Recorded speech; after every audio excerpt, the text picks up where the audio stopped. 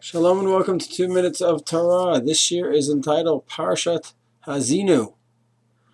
The pasuk talks about Ki Adin Hashem Amo, that Hashem will judge us when Ki Yir Ki Azlat Yad Vefes Atzor Vazuv.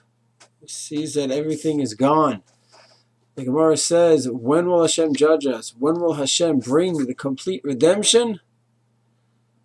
So when we feel that there's no hope.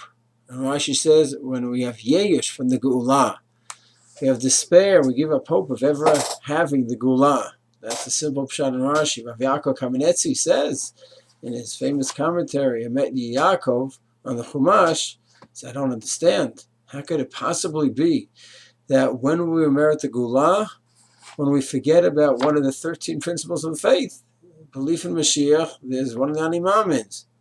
So how do we have the redemption come about when we reject the redemption and we give up hope from the redemption? He says, therefore, it's not what the Gemara means. It doesn't mean that we have Yesh from the redemption from Hashem. He says what it means is that we have too much faith in our own hands and our own force, and we somehow feel that we are going to bring about this new state of civilization and world peace, and we're going to somehow accomplish it when we don't realize that it's not possible. The way that the human psyche is structured, and Esav Sonei Yaakov, we're not going to bring about world peace on our own. And the only way for it to happen is through a miraculous divine intervention. That's what Yaakov Kamenetsky says. There's another possibility. The Gemara goes on to say that some of the rabbis were talking about the redemption, and one of the other rabbis says, you know what? Please, don't go ahead and delay the redemption. How does it delay the redemption? Because the pasuk implies that you shouldn't be involved in the redemption, and then you can have the redemption. So that's a third twist, the third approach. That what? When the Jews are hyper-focused on the redemption, and you're looking at every single detail, this is the sign of redemption. Oh, it's going to come in 2 days from now. It's going to come tomorrow. And the fact that this happened and that happened. With that approach, you're not going to have the redemption. I remember I was here 30 years ago when the whole world was getting together to attack Saddam Hussein when he took over Kuwait in 1990.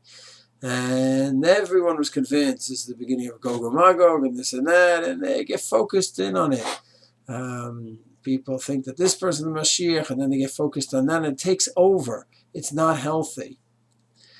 We believe in redemption. It's one of the Ikarim, Im Kozah HaKalo B'chol Yom Sheyavo. Of course, as we say in the Yigimel Animamins, which is put into a form of a song in Yigdal, of course we believe in it. But when you focus on Mashiach, and this is Mashiach, that Mashiach, you lose your focus on doing Torah and mitzvot and growing, getting closer to Hashem, building close relationships with our friends and family.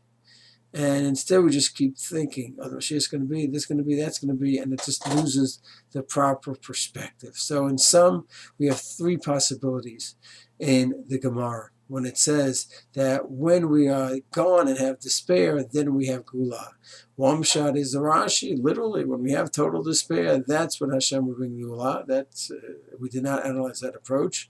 Rabbi Yaakov Kamenetsky has a difficult time with that shot and says, of course, we know that there will be redemption, but we somehow feel that we'll bring it about.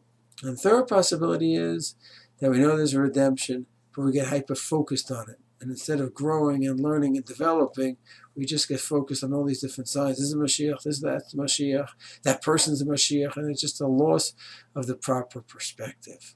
It's Hashem, we should be involved in Torah Mitzvah in the proper perspective, and that should, Hashem, bring the Mashiach. Shalom.